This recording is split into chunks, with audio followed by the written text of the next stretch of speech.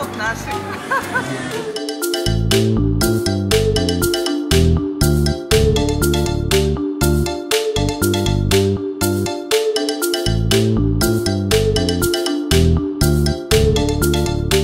Квас варили не були, але так само варили білоруси, Кирило Якимович, який разом з Соком Ракевичем тримає бар Craft House.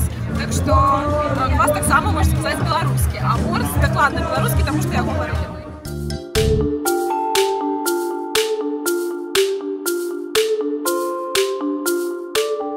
Туди входить лікер курасао, яєчний лікер і горілка. Дуже легко п'ється. А ви спробували? А вже ж. Охотно купляють? Так. Ну давайте і я одну куплю. Давайте. Але залпом. Слава Україні! Героям слава! Ой, як смачно! Я вам кажу, це дуже добрий коктейль. Дякую.